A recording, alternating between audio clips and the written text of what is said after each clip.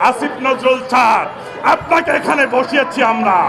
স্বরাষ্ট্র উপদেষ্টা মহোদয়, আপনাকে আমরা এখানে বসিয়েছি। ছাত্র জনতা বসিয়েছে, এ দেশের জনগণ বসিয়েছে আপনাকে। আপনাকে অন্য কেউ বসাই নেই।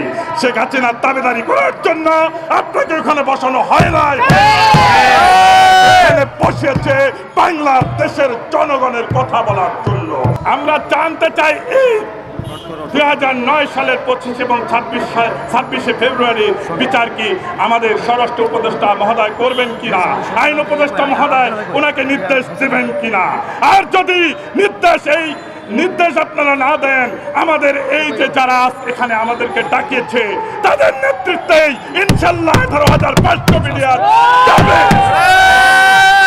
2009 সালে পিলখানায় কি ঘটেছিল, কারা এসেছিল, কালো একটা জিপে করে কারা আসলো, হাইয়েস্ট গাড়িটা কার ছিল, সেদিন সেই হাইয়েস্ট গাড়িতে করে কে বের হয়ে চলে গেল, পিলখানার 3 নম্বর গেট দিয়ে কারা বের হয়ে গেল।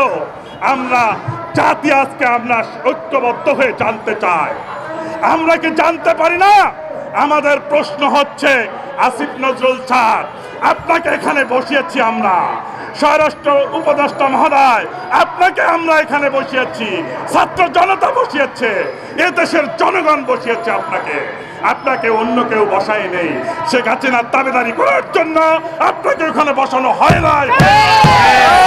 এখানে বসিয়েছে বাংলাদেশের জনগণের কথা বলার জন্য, এই পিলখানা হত্যার কথা বলার জন্য।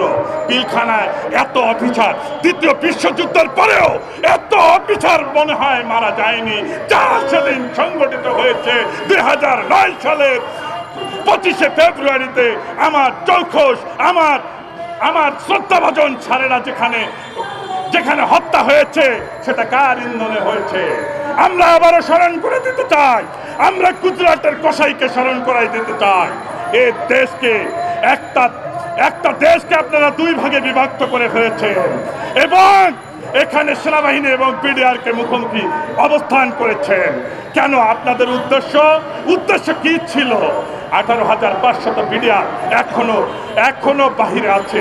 আপনাদের মনে রাখতে হবে, তারা স্বশিক্ষিত।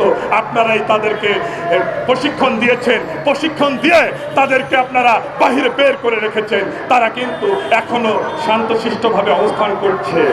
আমরা আবারও জানতে চাই এই 2009 সালের 25 এবং 26শে ফেব্রুয়ারি বিচার কি আমাদের স্বরাষ্ট্র উপদেষ্টা মহোদয় করবেন কিনা, আইন উপদেষ্টা মহোদয় ওনাকে নির্দেশ দেবেন কিনা। আর যদি নির্দেশ আপনারা না দেন, আমাদের এই যে যারা এখানে আমাদেরকে ডাকিয়েছে তাদের নেতৃত্বেই ইনশাল্লাহ 18,500 মিলিয়ন যাবে। আমরা চাই 18,500 বিডিআরের কিছু সংখ্যক বিডিআর এখনো জেলখানার অধীর কষ্টে জীবনযাপন করছে। তাদেরকে অতি সত্বর আপনারা মুক্তি দিন। মুক্তি চাই, মুক্তি দিয়ে দিন। আমাদেরকে স্বাধীনভাবে বসবাস করতে দিন। এদেশের সন্তান আমরা প্রত্যেকটি ইঞ্চি মাটি এদেশকে রক্ষা করার জন্য আমরা যখন সরকার আমাদেরকে ডাক দেবে, আমরা ইনশাল্লাহ সেনাবাহিনীর পাশে থেকে কাঁধে কাঁধ মিলে আমরা তাদের সঙ্গে যুদ্ধ করতে প্রস্তুত আছি, থাকবো।